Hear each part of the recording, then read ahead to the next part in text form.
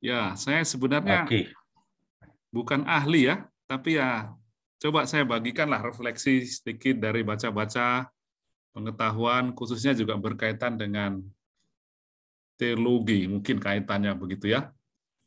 Nah, saya beri judul saja nih, gereja offline dan atau begitu ya. Mungkin baik sedikit mengingat eh, kalau kita bicara dengan gereja, tentu ada banyak kemungkinan ya rumusannya sebenarnya apa itu gereja. Kalau melihat Konsili Vatikan kedua, mungkin bisa diringkaslah bahwa gereja itu sebenarnya komunio dan sakramen. Nggak terlalu penting lah refleksi teologisnya, tetapi secara konkret, kalau kita bicara tentang gereja, subjeknya itu berarti kaum awam, anggota hidup bakti, lalu yang disebut anggota hierarki, paus, uskup, imam, diakon ya. Nah, mungkin yang lebih relevan itu kalau kita bertanya tentang perwujudannya. Bagaimana gereja mewujudkan dirinya sebenarnya ya. Maka lalu kita kenal macam-macam aspek gereja. Hakikatnya seperti itu, anggotanya adalah kelompok-kelompok itu, tapi dari segi perwujudan diri maka ada macam-macam bentuk. Ada bentuk perwujudan dalam liturgia, lebih menyangkut relasi dengan Allah itu sendiri, diakonia, ya pelayanan terhadap sesama, kerugma, pewartaan, ya. Lalu juga ada aspek koinonia, maksudnya aspek persaudaraan satu sama lain, sehingga kalau bicara mengenai gereja, maka memang cakupannya cukup luas, tergantung nanti kita mau menekankan sisi yang mana. Ada sisi liturgi, doa ya, ada sisi pelayanan, ada sisi pewartaan, dan ada sisi persaudaraan yang katakanlah kalau dikaitkan dengan tema digital akan ada pengaruhnya semua itu ya. Dalam arti yang sangat konkret sekarang, gereja ini bagaimana ya, de facto online atau offline? Eh, ya cukup sederhana ya, kita bisa melihat bahwa de facto gereja itu ya perwujudan dirinya sekarang dua-duanya menurut saya. Ada yang liturgianya diwujudkan dalam kegiatan-kegiatan online, ada misa-misa online begitu ya. Tapi juga ada yang offline begitu ya. Jadi lalu diakonianya, kerugma, pewartaan jelas sekali itu juga banyak sekali pewartaan-pewartaan melalui sarana-sarana digital, tapi juga ada yang offline. Jadi saya kira dua-duanya ya kalau kita melihat de facto gereja itu juga di zaman digital ini mempunyai dua sisi itu. Meskipun berkaitan dengan tema kita yang relatif baru di mana kita harus menyesuaikan diri adalah sisi online-nya itu, katakanlah demikian ya. Perlu pemahaman-pemahaman tersendiri atau refleksi yang baru untuk bisa menghayatinya mungkin begitu ya. Sementara dimensi yang offline mungkin kita sudah biasa, tetapi dengan adanya situasi baru ini bagaimana pertanyaannya menurut saya bagaimana dua-duanya itu dipadukan karena de facto dua-duanya ada.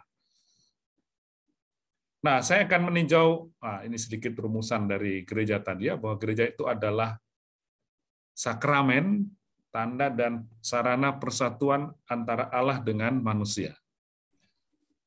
Saya coba membatasi tinjauan saya dari sudut ini ya. Yang pertama adalah dari sisi yang agak umum, tetapi mungkin relatif baru, dari sisi mungkin lebih liturgia, yang berkaitan dengan spiritualitas, sebenarnya bagaimana Allah itu bisa dialami melalui media online.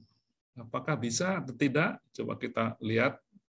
Lalu bagian yang kedua, coba saya sampaikan sedikit sejumlah pemikiran tentang ya apalah namanya ya, mungkin spiritualitas digital atau bagaimana kita harus bersikap terhadap situasi di mana kita cukup di hidup kita diwarnai betul-betul dengan macam-macam sarana digital tersebut. Bagian yang pertama, saya ingin menunjukkan bahwa sebenarnya dalam rangka relasi Allah dengan manusia, jadi salah satu aspek dari gereja ya, liturgia, itu menjadi ciri hakiki dari pengalaman kita bahwa sebenarnya entah dengan adanya zaman digital atau tidak, relasi manusia dengan Allah itu de facto, saya coba akan tunjukkan, selalu sebenarnya sudah melalui media, ya. Kita beriman bahwa Allah yang kita kenal itu tidak berdiam diri di surga, ya, tapi dia memperkenalkan diri kepada manusia.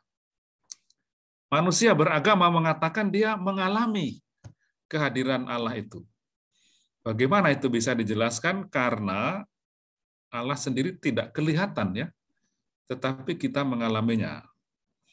Problem ini yang sudah lama secara teologis, dari segi aktualitas sekarang menjadi sangat mendesak oleh karena banyak kegiatan online itu.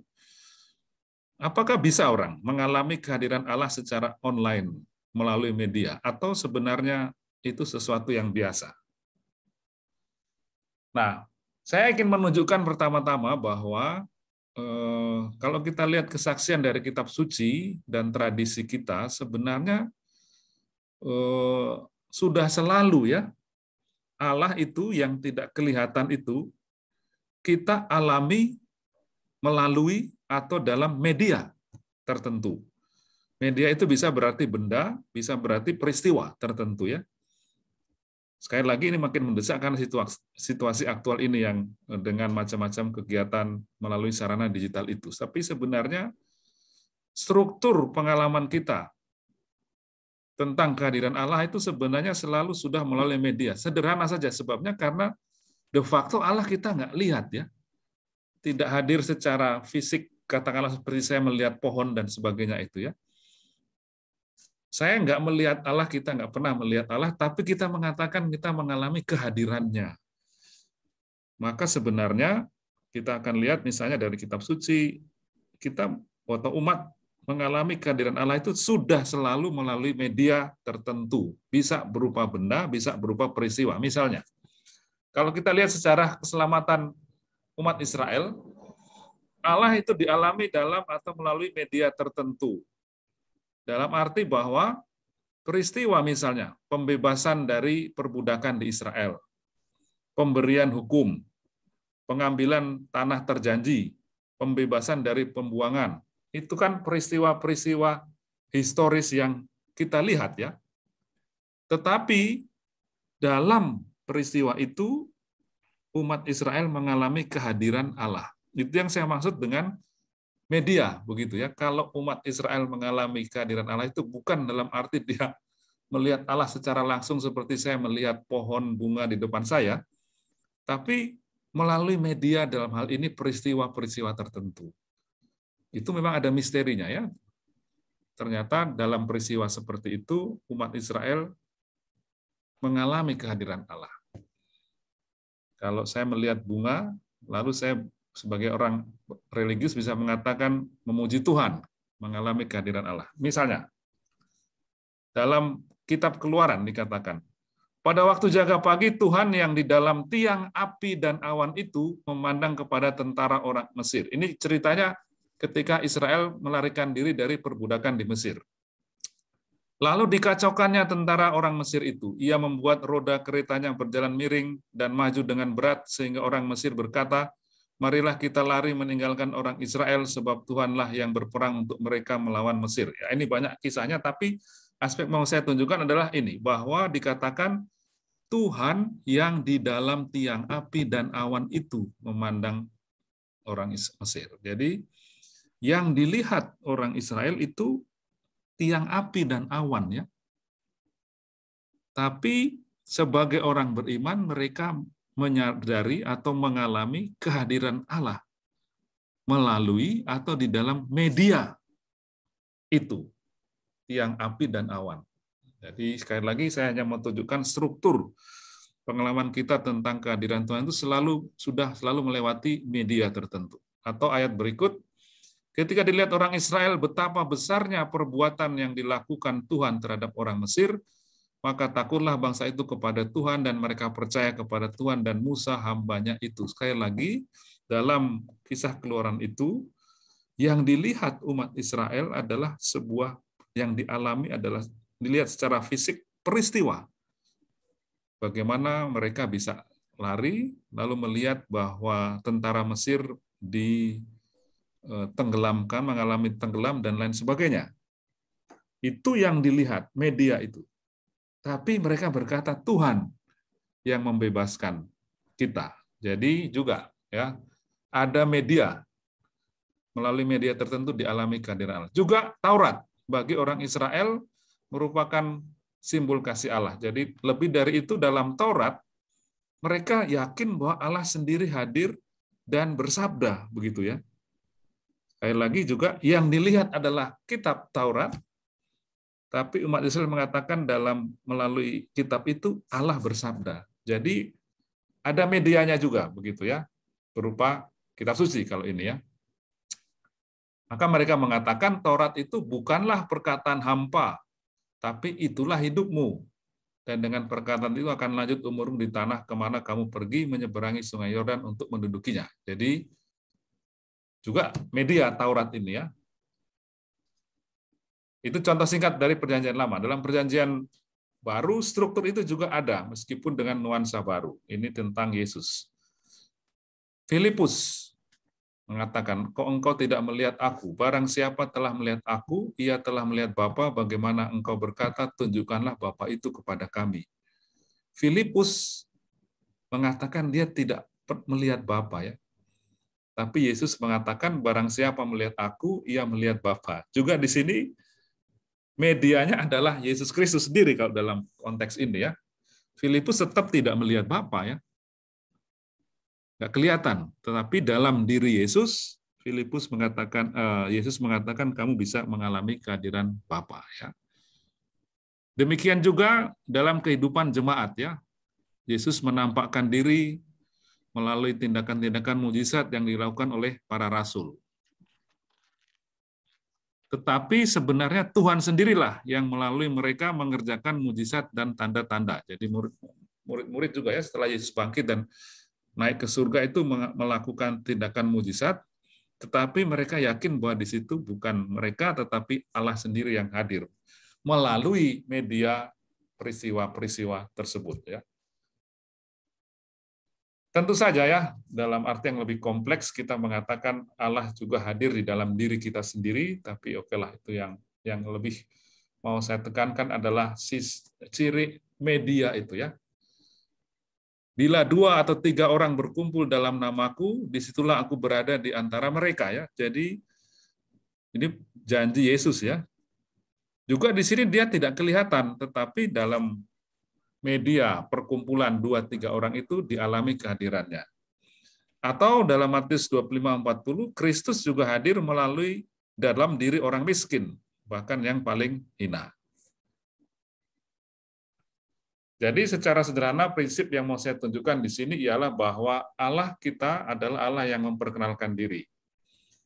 Kita mengalami kehadiran Allah sebenarnya sudah selalu melalui media tertentu, benda tertentu, alam ciptaan, peristiwa tertentu.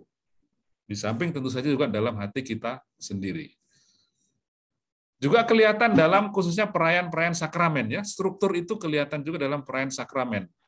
Yang kita lihat adalah air yang dituangkan dalam baptis, minyak yang dioleskan, tindakan mengampuni, penumpangan tangan, janji. Tapi umat mengatakan melalui tindakan-tindakan tersebut mendapat rahmat. Rahmat itu artinya orang mengalami Allah hadir di situ ya.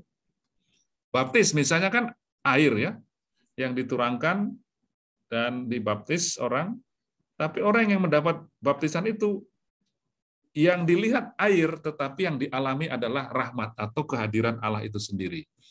Krisma berupa penumpangan tangan dan pengurapan minyak, krisma ya. Yang dilihat, yang dioleskan minyak, tapi umat mengatakan di situ terimalah karunia Roh Kudus. Bukan hanya terima minyak begitu saja. Allah dialami kehadirannya melalui simbol tertentu. Ekaristi tentu saja paling jelas ya.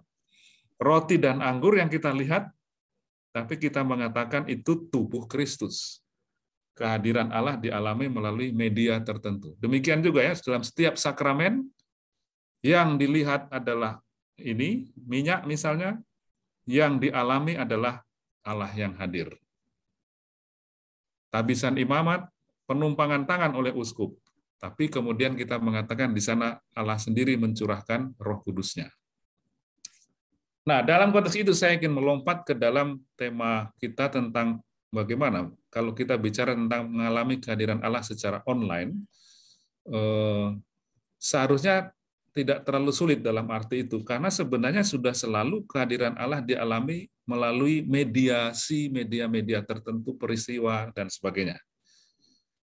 Jadi, melalui sesuatu yang lain, ya, kita mengalami kehadiran Allah melalui media yang lain.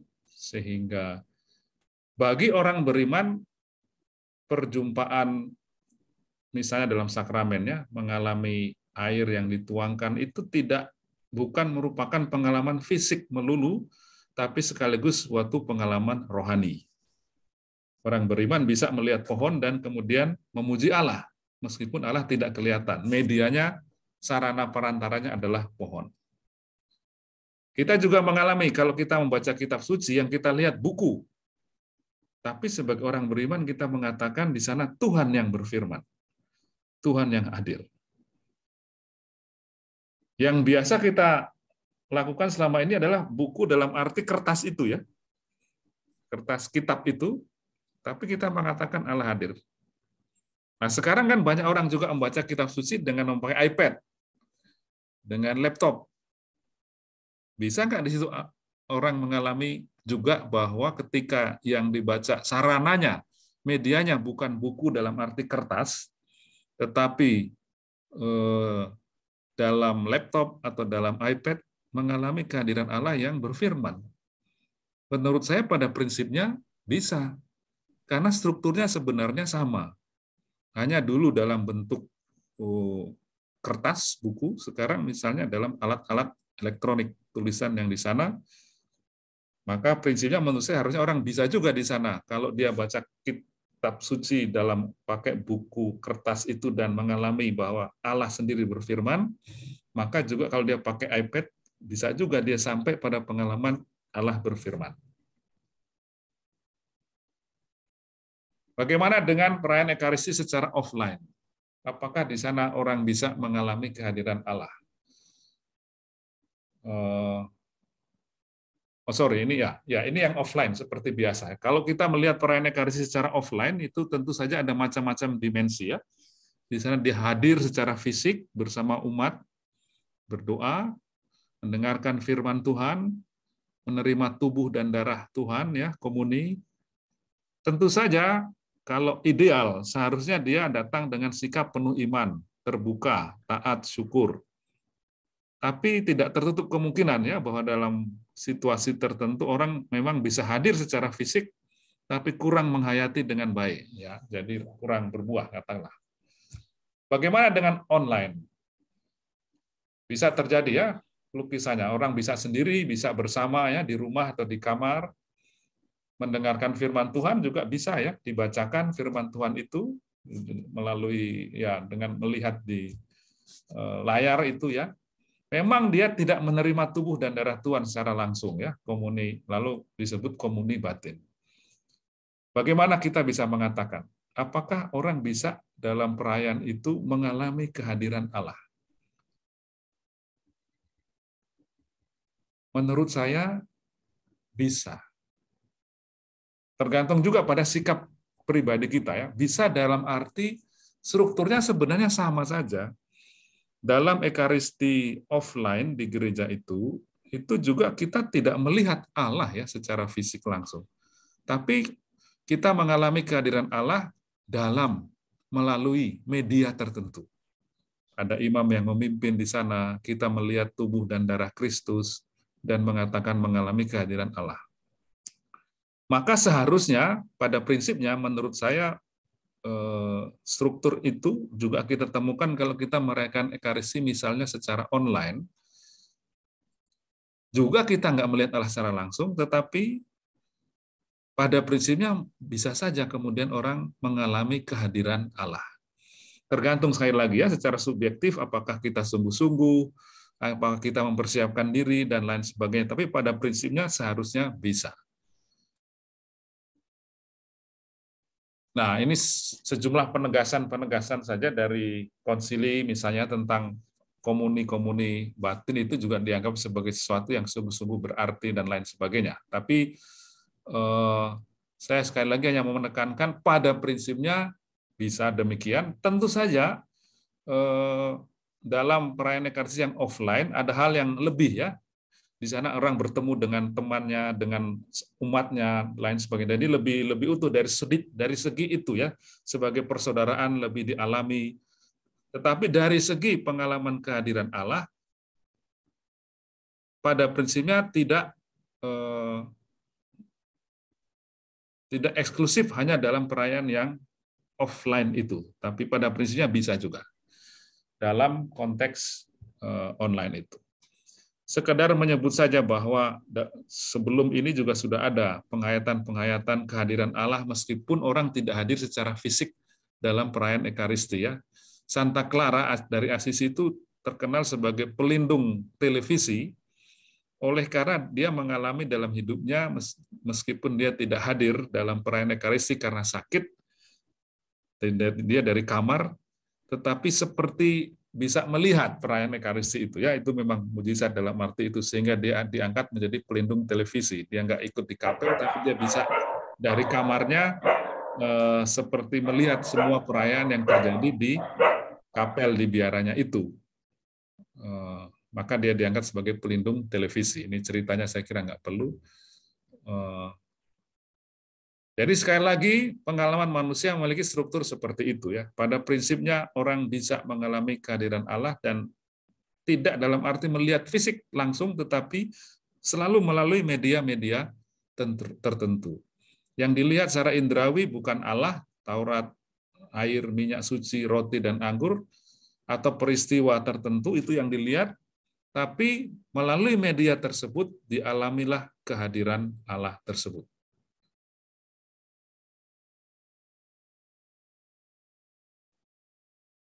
Ya, ini saya kira kurang lebih sama, supaya waktunya saya kira sudah hampir habis ya. Nah, sekarang aspek yang kedua saya kira ya. Itu hal, katakanlah secara umum mau mengatakan secara online tidak tertutup kemungkinan orang mengalami kehadiran Allah. Tetapi tentu saja secara offline, pertemuan-pertemuan offline tetap juga perlu gitu ya. Bagian kedua saya sedikit mau menyoroti tentang ya kalau dunia kita dipenuhi dengan hal-hal seperti media-media digital seperti itu, bagaimana ya kita mencoba mengembangkan spiritualitas tertentu. Secara umum, spiritualitas itu menyangkut relasi dengan yang transenden, relasi dengan diri sendiri, dan relasi dengan sesama dan seluruh ciptaan.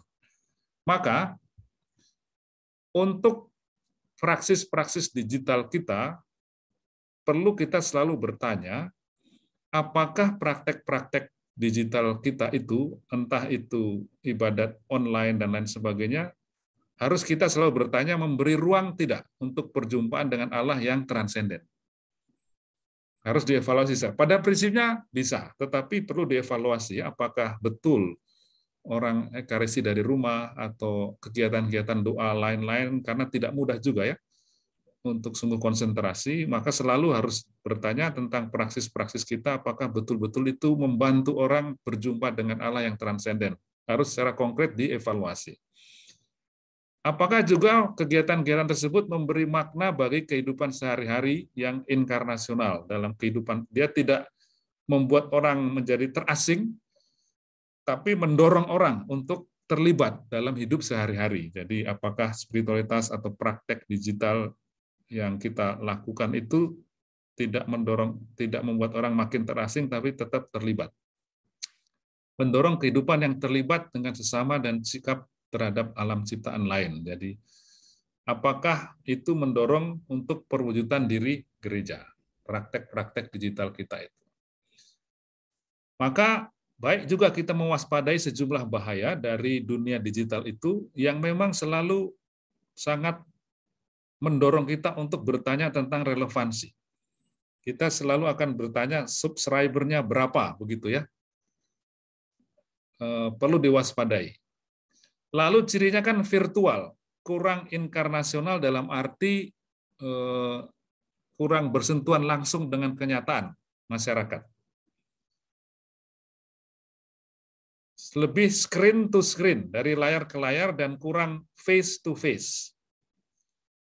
Lebih informatif sifatnya ya, dunia digital itu, tapi kurang transformatif. Mungkin lebih ada sisi, kalau ekstrim ya, sisi hiburannya, sisi menontonnya itu bisa lebih dominan ya, dibandingkan dengan sisi bahwa orang terlibat secara aktif memberi kesaksian. Jadi kalau saya ikut Ekaristi di gereja dan hadir di sana, kita berpartisipasi, bergerak ya, berdiri, duduk dan lain sebagainya bersama-sama. Kalau saya merayakan Ekaristi di kamar, itu bahaya bahwa saya seperti hanya menonton, itu lebih besar. Tentu tetap bisa disiasati ya, tetapi harus waspada pada bahaya bahwa kemudian lebih seperti menonton film atau menonton hal yang lain begitu ya, kurang bisa bahayanya kurang terlibat begitu ya dalam liturgi itu. Perlu diwaspadai. Juga misalnya dunia digital itu kan, nah ini mungkin Profesor Eko lebih tahu tentu saja, tapi ini lebih refleksi saya sederhana. Sejauh saya alami sangat cepat ya, dunia digital berubah dengan sangat cepat. Bisa bahaya kita menjadi orang yang mudah tidak sabar. Pilihan-pilihan begitu banyak yang kita dapatkan ya dalam dunia digital ini. Bisa ada bahaya menjadi dangkal ya. Pilih khotbah di gereja ini, kemudian bisa pindah di gereja yang lain, cari pendeta yang lain, kemudian dari aliran yang lain lagi, bisa banyak, tetapi lalu bisa menjadi dangkal. Kekatolikannya lalu bisa kabur misalnya begitu ya, karena pilihan-pilihannya begitu banyak. Bisa juga individualistik dalam arti tadi ya, menimbulkan keterasingan kalau terlalu asik dengan dunia itu sendiri. Bisa ada adiksi-adiksi yang timbul dari praktek-praktek digital itu. Ada bullying juga ya. Kemungkinan hoax dan masuk dalam dunia post-truth juga bisa, dalam arti bahwa orang terus-menerus mendapatkan informasi yang keliru lalu dianggap menjadi benar, atau sebaliknya orang dengan sengaja menyebarkan fitnah yang diulang-ulang dengan sarana digital itu sangat dimungkinkan sehingga kemudian menjadi dianggap benar padahal keliru ya. Post-truth, dunia post-truth, kemungkinan menyebar hoax juga kita tahu saya kira menjadi sangat besar. Itu perlu diwaspadai. Mungkin dalam rangka mewaspadai bahaya-bahaya tersebut perlu diingat sejumlah tuntunan ya, bahwa gereja tetap juga pada prinsipnya harus selalu real dalam arti nyata, pertemuan fisik itu tetap perlu ya. Pelayanan digital juga perlu, tetapi harus dilihat sebagai ekstensi lah demikian ya. Perlu selalu menyadari bahaya-bahaya media digital. Karena itu baik juga sesekali waktu mengadakan apa yang disebut sabat digital ya. Jadi ambil jarak dari dunia digital untuk sedikit rekoleksi atau retreat, meliburkan diri dari dunia digital itu sehingga kita masih bisa menentukan sikap ya, tidak jatuh dalam bahaya-bahaya yang bisa muncul ya kalau terlalu dikuasai dengan dunia digital yang bergerak cepat, bisa jadi kita menjadi orang yang tidak sabar ya, atau kemudian menjadi dangkal. Maka baik juga mengingat dunia yang digital yang begitu menguasai kita perlu mengadakan juga dalam waktu-waktu tertentu sabat digital untuk kemudian mewaspadainya. Tetap fokus pada kebenaran, jangan ikut-ikutan menyebarkan rumor atau hoax karena peluangnya sangat besar. Yang mungkin baik disadari juga adalah bahwa dunia digital dan sarana-sarananya itu merupakan sebuah ruang hibrid yang dimasuki oleh publik manapun juga ya. Itu baik disadari. Kalau kita berdoa bersama, kemudian dengan Zoom atau disiarkan dengan YouTube, itu yang bisa masuk itu bukan hanya orang Katolik, orang Kristen, tapi siapapun ya yang bisa. Sehingga kita perlu hati-hati juga dalam arti itu, perlu memastikan bahwa yang kita sampaikan sungguh-sungguh bermutu, sehingga kita menjadi duta Kristus, menjadi saksi yang baik ya. Jadi tidak sembarangan juga mengupload segala sesuatu. Jangan pikir bahwa yang kita lakukan dengan itu hanya akan kita ketahui oleh kita sendiri ya. Tetapi sungguh dia akan masuk dalam dunia yang sangat luas. Orang yang bukan penganut agama Katolik atau siapapun bisa mengaksesnya. Maka perlu sungguh-sungguh memikirkan dengan baik apa yang akan kita lakukan.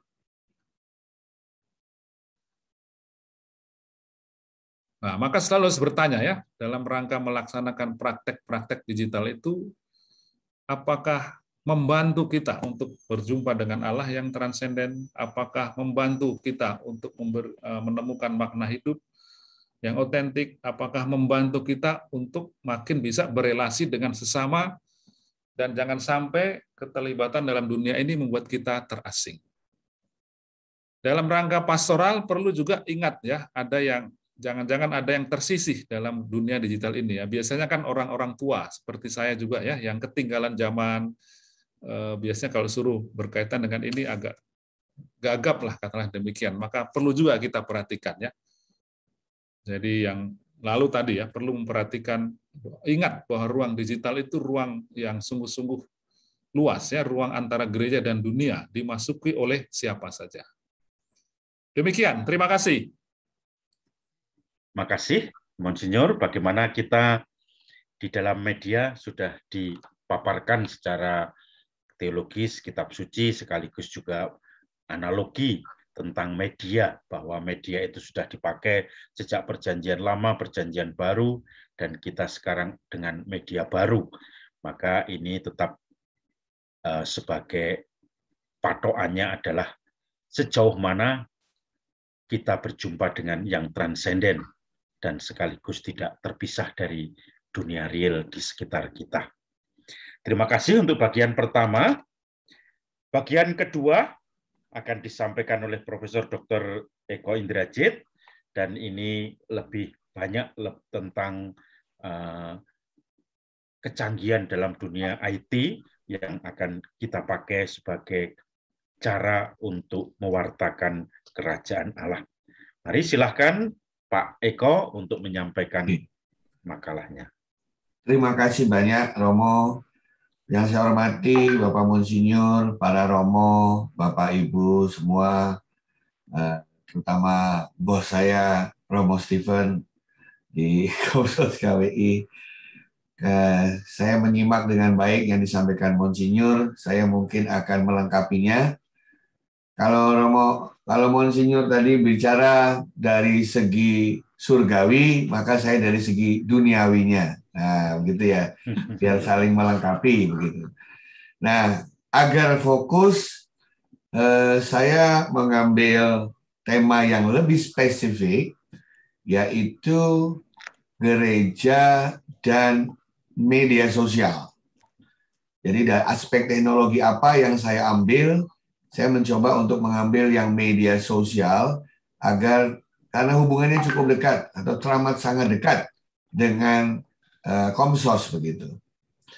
Nah, Bapak Ibu sekalian, saya akan men-sharingkan beberapa hal, mudah-mudahan ada hal baru yang bisa dipelajari oleh Bapak Ibu sekalian. Pendahuluannya adalah sederhana, kita tahu bagaimana sekarang itu hampir di semua aspek kehidupan teknologi digital masuk.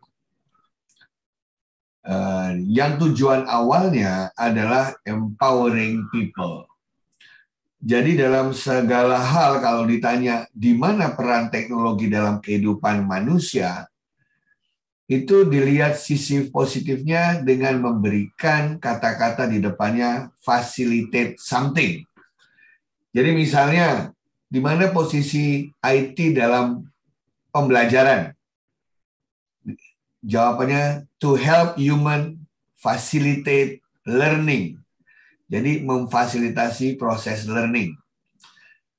Bagaimana dengan di bidang pemerintahan, public services? Dihubungkan dengan to facilitate public services. Jadi kata facilitate itu adalah kata yang paling netral positif untuk melihat peran awalnya sebenarnya seperti apa. Dengan berpedoman bahwa tugas kita adalah untuk menghadirkan kerajaan Allah dan menyebarkan kabar gembira, maka paling mudah kalau kita sandingkan dengan kata facilitate itu tadi ya, untuk memfasilitasi manusia dalam menghadirkan kerajaan Allah atau untuk memfasilitasi kita dalam menyampaikan kabar sukacita.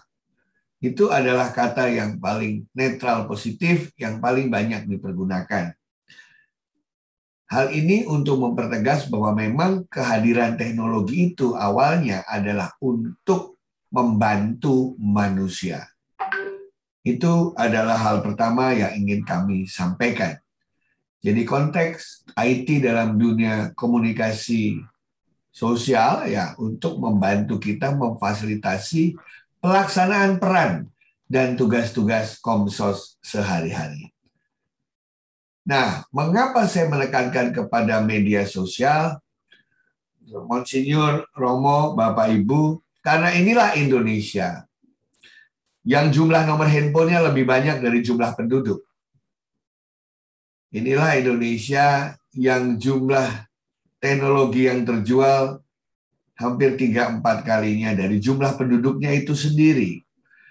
Artinya kita suka atau tidak suka, kita setuju atau tidak setuju, postur dan karakteristik umat kita berada di dalam dua dunia tadi. Dunia fisik dan dunia virtual. Sehingga kita bisa mendapatkan mereka bertemu secara pribadi dalam fisik maupun dalam non-fisik. Ini adalah kenyataan dan tidak banyak negara di dunia yang jumlahnya sangat banyak penduduknya, namun jumlah nomor handphonenya lebih banyak dari jumlah penduduk. Dan jika Romo, Bapak, Ibu mengetahui pertambahan penduduk Indonesia itu 1% per tahunnya. Sementara pertumbuhan penjualan handphone dan nomor handphone itu 4% per tahunnya.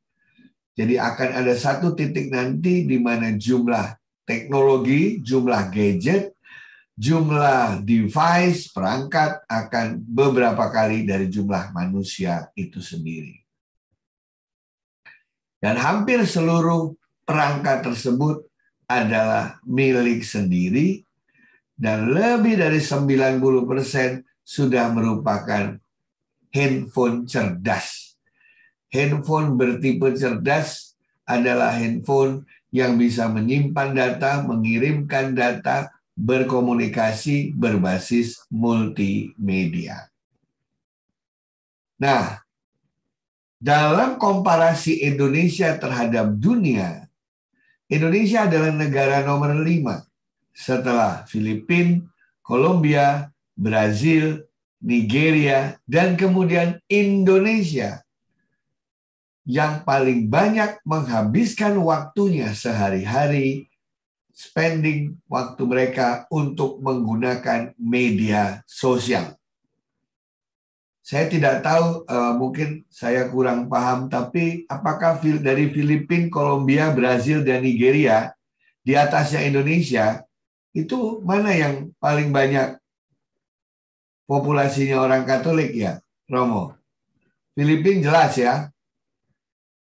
Bagaimana dengan Kolombia, Brazil, dan Nigeria? Nah, kalau kita lihat sebenarnya 4 negara besar di atas itu kalau kita lihat memang negara-negara yang penduduknya mayoritas beragama Katolik. Jadi Nigeria saya nggak tahu ya. Tapi artinya adalah ada suatu fenomena menarik di sini. Di mana pemanfaatan hidup bersosialisasi di media lebih tinggi dari rata-rata di dunia. Dan itu adalah sekali lagi karakteristik dari Indonesia. Nah, kesalahpahaman kita kebanyakan berpikir bahwa media sosial itu hanya untuk berkomunikasi. Tidak. Media sosial yang baru, neo media sosial,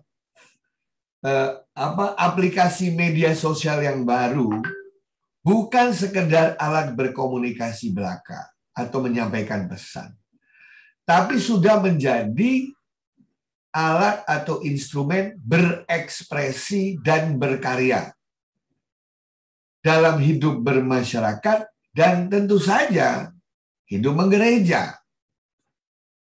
Paling terlihat kalau kita melihat saudara-saudara kita yang beragama Protestan. Mereka melihat bahwa ruang virtual tadi, sebagaimana disampaikan oleh Monsinyur, bahwa kita pun melihat Allah itu dalam konteks sebuah entitas yang abstrak. Demikian juga mereka melihat ruang cyber tersebut. Bedanya adalah abstraksi dalam ruang cyber itu bisa terjadi interaksi antar manusia. Ada jawaban ya. Kalau kita berdoa dengan Allah kan jawabannya juga sifatnya simbolik. Tapi dalam ruang cyber ini mereka bisa langsung mendapatkan jawaban dari sesama manusia. Jadi kalau lihat jenis-jenis media sosial yang baru, itu tempat manusia mengekspresikan perannya sebagai makhluk sosial. Mereka saling menyapa, saling belajar, saling berbagi, saling memuji, saling mengajak, saling bekerja sama, saling berinovasi, saling berdiskusi, berkarya, saling mengingatkan, saling membantu, saling berbuat, saling merenung, saling menjamah, saling berpikir, dan saling-saling yang lain. Jadi konteksnya di sini bukan lagi sekedar yang sifatnya komunikasi pasif, tapi menuju pada akhirnya yaitu keinginan untuk berbuat atau melakukan aksi. Sehingga kebanyakan tujuan media sosial sekarang itu bagi penggiatnya bukan lagi supaya yang bersangkutan mengetahui sesuatu, tetapi bagaimana kita membuat orang lain melakukan yang kita inginkan. Itu sebagai tujuan akhirnya atau ultimate goal-nya. Nah, generasi kita ini, maksudnya generasi saya lah paling tidak ke atas, ya, berbeda dengan generasi Mbak Stefani misalnya, kita paling kalau tanya media sosial keluarnya itu aja. Ayo Romo coba kasih tahu saya, chatting deh. Apa media sosial yang Anda ketahui? Boleh di chatting, saya ingin tahu seberapa besar Romo-Romo tahu apa sih media sosial yang banyak dipakai oleh manusia atau paling tidak generasi milenial. Ya, silahkan dichattingkan di Zoom-nya. Kata Romo Stephen, yang tidak ikut chatting tidak mendapat sertifikat. Nah, silakan ditunggu. Apa jenis media sosial? TikTok. Nah, Romo Stephen sekarang penggemar TikTok. Oke. Bagaimana dengan Romo yang lain? Ditunggu.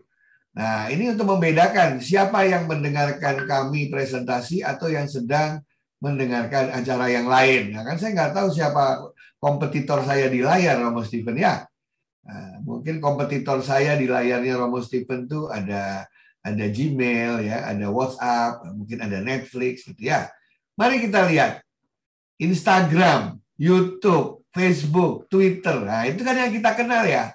Nah, inilah generasi kita. Kelilingnya cuma di YouTube, ya, di Twitter, di Instagram, itu aja kelilingnya. Padahal akan saya kasih lihat mana saja yang namanya media sosial sekarang ini. Romo Aldo ini mulai mantap ini. Clubhouse. Ada yang bermain juga di Tantan. Wah, Romo Samuel. Wah, ini Romo-Romo yang milenial ya. Nih saya kasih gambarnya. Media sosial itu ada di mana saja. Nah, silahkan. Itu yang namanya media sosial, Romo-Romo. Bukan hanya 5, bukan hanya 7 yang kita kenal. Tapi ada ratusan tempat anak-anak bertemu. Nah, pertanyaannya adalah, where are you, where are we? Kan begitu ya? Apakah kita ketemu? Yang paling kita takut itu kan, mensana in corpore sano. Romonya di sana, umatnya di sono. Nah, itu kan tidak ketemu. Nah, itulah makanya kita juga harus tahu bahwa ada ribuan media sosial tempat domba-domba kita berada. Dan itu tidak semuanya dikenal luas, tidak semuanya favorit. Tetapi di sana banyak ada umat dengan kriterianya masing-masing. Kalau where are we dengan where are you ini tidak saling ketemu, maka tidak terjalin komunikasi yang kita inginkan. Nah, terus kebanyakan juga orang menggunakan media sosial itu tanpa melihat karakteristik atau filosofi di belakang media sosial itu. Contohnya, saya kasih contoh saja. Facebook itu baru akan efektif bagi kita untuk menyampaikan pesan apabila kita menyesuaikan dengan karakteristik Facebook. Facebook is about storytelling. Jadi Facebook itu storytelling yang berbicara mengenai diri kita. Jadi kalau memberikan pengumuman misa di Facebook, Romo, tidak akan efektif. Karena apa? Karena Facebook itu filosofinya adalah untuk storytelling about yourself. Jadi jika ingin mengajak misa orang-orang di Facebook, maka bahasanya juga harus bahasa storytelling. Wah, saya bersyukur bulan lalu mengikuti misa yang dipimpin oleh Monsinyur Sunarko. Banyak sekali yang saya alami. Dan saya pakai di dalam dunia kehidupan saya. Bulan depan saya ingin ikut lagi di link ini. Nah, gitu ceritanya. Harus storytelling. Tapi kalau yang ditulis adalah pengumuman misa oleh Monsinyur misalnya, nggak pas kalau ditaruh di Facebook. Jarang yang akan ngeklik. Syukur-syukur kita nggak di-kick out, kan begitu ya, teman-teman sekalian. Nah, itu filosofi Facebook. Kalau pakai Twitter itu lain lagi. Twitter ini sebenarnya ada berhubungan dengan ayat kitab suci. Tinggalkanlah semuanya dan ikutilah aku. Karena dalam Twitter adanya cuma following dan follower gitu ya. Nah, itu kan intinya kayak Yesus ya. Kamu mau mengikuti saya atau bagaimana? Jadi dalam Twitter itu it's about relationship. Karena saya mengikuti orang dan orang mengikuti saya, maka saya menjaga betul bagaimana orang yang mengikuti saya tidak kecewa sehingga dia unfollow. Dan yang kita ikuti adalah orang yang menjadi role model saya. Jadi filosofinya adalah kalau mau pakai Twitter itu adalah to cultivate or to nurture the relationship. Bahasanya pun beda. Ya, kalau Anda yang pakai Pinterest namanya. Pinterest ini majalah dinding yang ada di virtual. Nah, Pinterest ini berbasis pada komunitas. Misalnya komunitas Legio, ya, kemudian komunitas OMK. Nah, itu pas kalau menggunakan Pinterest. Lebih tepat itu daripada menggunakan WA group. Karena dalam Pinterest itu dibuat berdasarkan apa? Berdasarkan kesamaan community. Demikian juga kalau pakai Instagram, jangan ngomong panjang-panjang. Karena di Instagram kita berbicara melalui gambar. Nah, seringkali kita menggunakan media sosial ini untuk hidup menggereja tidak efektif. Karena pesan yang sama kita sampaikan dengan berbagai media yang berbeda, kita broadcast saja. Tanpa mengubah pesannya, tanpa menyesuaikan pesannya dengan karakteristik dari aplikasi, maka pesan itu tidak akan efektif.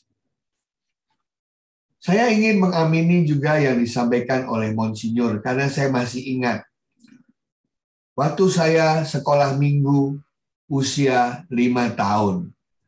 Romo saya yang orang Itali itu setiap kali berjumpa anak-anak selalu bertanya satu, Tuhan ada di mana? Dan kami seluruh anak-anak kecil dengan serempak teriak, ada di mana-mana gitu. Terus Romo Italinya nanya lagi, ada di mana kalau gitu, di mana-mana itu? Di rumah, di sekolah, di kebun, di gereja, wah di mana-mana. Nah mungkin kalau Romo Itali tersebut masih hidup sekarang, beliau akan mengambil kesimpulan. Kalau begitu Tuhan ada juga di internet dong. Kalau gitu Tuhan ada juga di digital gadget dong. Kalau gitu Tuhan ada juga di medsos dong. Kalau gitu Tuhan juga ada di TikTok. Karena dulu prinsipnya adalah Tuhan ada di mana-mana. Hal yang kita dapatkan dari pandemi adalah ternyata dengan keterbatasan manusia untuk bergerak karena social distancing dan juga karena physical distancing adalah bukan kita lagi yang datang ke gereja, tapi gereja yang harus hadir di tempat kita. Bukan lagi gereja yang menunggu umatnya hadir karena sekarang ada pandemi, tapi bagaimana agar kita berputar otak agar bisa menghadirkan gereja di relung-relung kehidupan manusia. Bagaimana misa bisa dibawa ke rumah? Bagaimana misa bisa dinikmati di kendaraan? Karena kami ingin ke gereja, namun tidak bisa karena adanya keterbatasan pandemi tadi. Pertanyaannya juga kalau dilanjutkan, bagaimana sakramen-sakramen bisa hadir dalam relung-relung kehidupan manusia? Orang akademik itu selalu mengambil titik ekstrim untuk melakukan suatu kajian. Seandainya pandemi ini terjadi 100 tahun ke depan, seperti apakah bentuk sakramen harus dilakukan, dipraktekkan, dioperasionalkan? Itu akan menjadi tantangan bagi kita untuk melihat apakah gereja Katolik dapat beradaptasi dengan dunia yang penuh ketidakpastian, yang penuh dengan ketidakteraturan, dan hal-hal di luar dugaan manusia yang dapat menimpa dirinya. Dari pesan Bapak Paus. Mas Nano, sorry Mas Nano, suaranya bocor.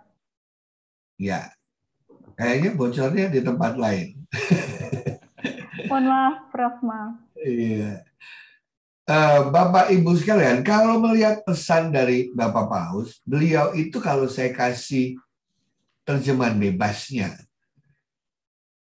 ambil dari segi positifnya, seyogianya teknologi itu kan membebaskan, bukan membelenggu.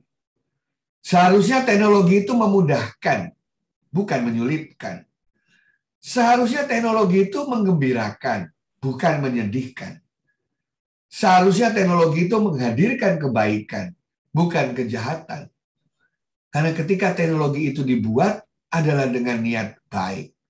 Oleh karena itulah Bapak Paus berkali-kali mengatakan teknologi sifatnya adalah netral, tergantung pribadi yang berada di belakangnya, yang menggunakannya. Jika dia adalah pribadi yang penuh kasih dan baik, maka kasih dan kebaikannya akan semakin luar biasa dirasakan oleh umat manusia. Sebaliknya kalau dia adalah manusia yang jahat, yang lalim, dan lain sebagainya, ditambah teknologi, tentu saja kezalimannya, kejahatannya akan juga semakin cepat berada di mana-mana. Dalam konteks inilah kita melihat bahwa seyogianya kita bisa melihat hal-hal positif dari keberadaan teknologi dengan tetap harus waspada terhadap dampak-dampak hal-hal negatif yang disebabkan bukan oleh teknologinya, tetapi oleh pribadi di belakang teknologi itu. Nah, Bapak Ibu sekalian, kita membutuhkan kewaspadaan, kita membutuhkan kecemasan. Tetapi ada baiknya kecemasan tersebut diletakkan dalam konteks yang positif. Diletakkan dalam konteks growing mindset. Kalau saya lihat apa yang terjadi dalam dunia cyber saat ini, maka kita hidup dalam 4 model komunikasi besar. Komunikasi bertatap muka secara fisik pada saat yang sama, itu adalah komunikasi offline sinkronus. Di mana dulu kita lakukan ketika kita bersama-sama bertemu di gereja, bertemu di sekolah minggu, bertemu di rapat-rapat dewan paroki. Itu adalah tipe komunikasi offline sinkronus. Aku bertemu dengan engkau dalam dunia fisik, dalam dunia nyata. Kita juga memiliki jenis komunikasi offline asinkronus. Apa itu? Saya mengingat apa yang disampaikan oleh orang lain yang tadi pagi bertemu dengan saya. Engkau ingat apa yang kukatakan di dunia nyata tadi pagi, tadi siang, kemarin, minggu lalu, bulan lalu, tahun lalu, atau melalui buku cerita yang saya baca. Jadi kita komunikasinya fisik, tetapi dengan cara mengingat-ingat peristiwa yang terjadi sebelumnya. Maka dikatakan sebagai asinkronus. Kehadiran dunia digital menawarkan 2 model lagi, yaitu online sinkronus seperti sekarang ini. Kita tidak bertemu secara fisik, tapi kita berinteraksi secara langsung. Aku berbicara langsung kepadamu lewat dunia maya. Namun yang paling mendominasi sekarang adalah online asinkronus. Engkau mencari apa yang pernah kukatakan beberapa waktu yang lalu di dunia maya. Dengan cara melihat YouTube. Dengan cara membrowsing internet. Mencari buku-buku di library. Melihat seminar yang sudah terjadi beberapa waktu yang lalu. Itu adalah online asinkronus. Jadi menghadirkan kerajaan Allah dan menyebarkan kabar gembira dilakukan harus secara hybrid. Karena kita hidup di keempat dunia ini.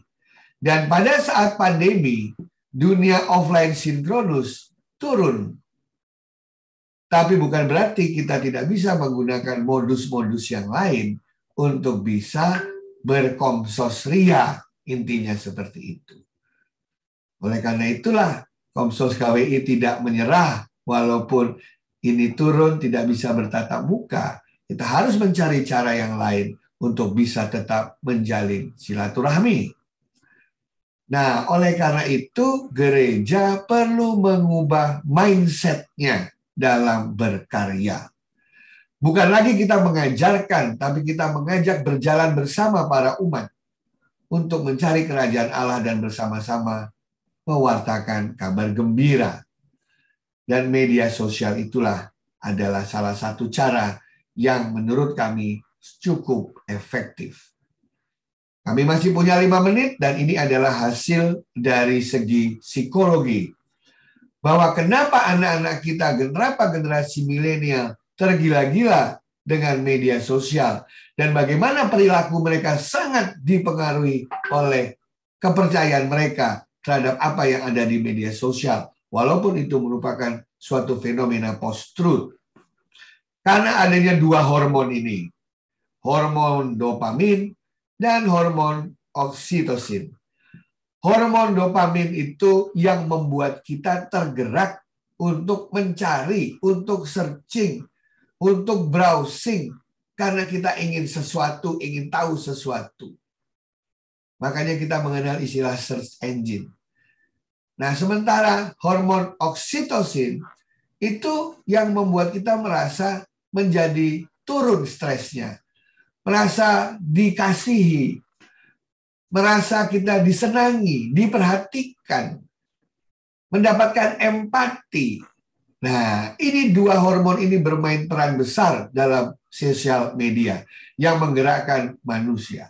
Sebagai contoh, Kenapa orang itu suka posting? Kenapa anak-anak kita suka posting? Karena ternyata orang itu senang bicara mengenai dirinya. Dalam dunia fisik itu 30-40%. Tapi dalam dunia cyber, orang itu ingin berbicara mengenai peristiwa yang dialami dirinya. Itu 80% dia ingin cerita. Jadi lonjakan yang luar biasa. Karena mereka menganggap kalau bicara face to face itu banyak kendalanya. Harus menjaga kata-kata, harus menjaga perasaan katanya, harus hati-hati, harus ada uang yang dikeluarkan untuk bertemu, dan lain sebagainya. Sementara mereka bilang kalau lewat media sosial itu gampang, tinggal ketik. Nah, inilah yang membuat kadang-kadang anak-anak muda itu tidak berpikir 2 kali sebelum posting, sehingga justru menyakiti orang lain. Jadi, mereka menganggap bahwa dengan online itu, kalau saya salah bicara, bisa cepat saya perbaiki. Nah, inilah bedanya anak sekarang dengan zaman kita dulu. Kalau zaman kita dulu kan sangat baperan. Jadi kalau sudah ada disakiti di media sosial, itu sembuhnya lama banget. Itu generasi X, generasi baby boomers, generasi veteran itu seperti itu. Tidak memaafkan, larinya ke pengadilan. Tapi anak-anak sekarang itu beda filosofinya. Ya kalau saya salah di medsos, ya sorry, mohon maaf ya. Udah mereka lupakan itu. Jadi nggak ada filosofi baperan di antara mereka itu. Dan ini juga yang membuat bagaimana kita kadang-kadang kurang bijak menggunakan media sosial. Mengapa orang kita suka share? Karena share itu ternyata secara psikologi itu memberikan rangsangan otak untuk merasa bahwa kita menghargai orang lain, kita ingin memberikan yang kita miliki, kita ingin mengajak orang lain untuk bergembira bersama, dan kita merasa ikut bergembira dan berbahagia dengan cara share tersebut. Walaupun kadang-kadang yang di-share nggak ada hubungannya dengan orang yang kita share. Tapi dengan sharing mereka juga merasa bahwa mereka terkoneksi dengan orang lain. Sekali lagi ini adalah DNA dari anak-anak muda sekarang. Sehingga kalau kita ingin mengembalikan anak-anak muda kembali ke dalam gereja, kembali aktif di dalam gereja, kita harus masuk melalui otak-otak mereka yang seperti ini. Hati-hati mereka yang semacam ini. Kenapa mereka suka menyentuh tombol like? Karena like bagi mereka adalah cara untuk menjalin relationship yang lebih langgeng. Like artinya saya ingin mengatakan bahwa tidak saja saya setuju dengan Anda, tapi saya bersama dengan Anda. Itulah arti kata like. Like adalah merupakan bagian dari imbal balas, reciprocity dalam berkomunikasi. Sehingga kita akan terus bisa menjadi kawan di kemudian hari. Mengapa mereka juga suka komen, gitu ya? Karena komen bagi mereka adalah mereka mencoba untuk share values. Pendapat saya begini. Kesepakatan saya terhadap pendapat Anda seperti apa? Mengapa saya kurang sepakat dengan pendapat Anda? Value mereka lakukan secara share. Hemat kata Bapak Ibu sekalian, bahwa apa yang bisa membuat umat Katolik itu tidak terjebak dengan post-truth, dengan hal-hal yang negatif dalam dunia cyber. Tidak ada cara lain. Kita harus mulai menanamkan umat kita agar memiliki kecerdasan digital. Tidak sekedar kecerdasan intelektual IQ, kecerdasan emosional EQ, atau kecerdasan spiritual SQ. Tapi ada kecerdasan baru yang namanya kecerdasan digital. Kenapa? Karena tiap hari mereka baca, menulis, browsing, blogging, interaction, posting, download, upload, sharing, webinar. Setiap hari itu yang dilakukan. Dan kecerdasan digital terdiri dari 8 komponen. Digital identity, digital use, digital safety, dan lain sebagainya. Inilah yang kalau disingkat semuanya dimulai dari digital mindset. Perubahan mindset kita melihat kondisi digital. Sehingga kita harus memiliki kecerdasan agar kita tidak terjerembab ke dalam fenomena post-truth, fenomena hoax, fenomena yang lain-lain yang tidak dapat dikendalikan oleh kita masing-masing. Sebagai akhir, Bapak Ibu, kesimpulan bahwa cara kita berkomsosria dalam dunia cyber hanya ada dua cara. Pertama, melalui media sosial, kita encourage sharing, di mana kita harus hadir di semua media sosial sebanyak mungkin. Ini sifatnya adalah aktif. Kita yang datang, kita yang menyapa. Tapi cara kedua adalah cara pasif, yaitu cara get found. Apa itu get found? Get found itu anak-anak sekarang kalau mencari sesuatu lewat Google, lewat Yahoo, lewat mesin pencari. Apakah ketika mereka mencari itu yang keluar adalah dalam tanda kutip gereja dan ajarannya atau bukan? Silakan Romo-Romo tulis di Google misalnya. Menikah berbeda agama. Enter. Yang keluar apa? 10 teratas. Apakah yang keluar adalah pendapat gereja, pendapat Romo, atau pendapat masyarakat luas, atau mungkin postingan-postingan orang yang tidak jelas? Kalau kita tulis di Google masalah sehari-hari, misalnya masalah anak muda sekarang, bagaimana saya keluar dari jeratan narkoba, enter, lihat yang keluar itu apa.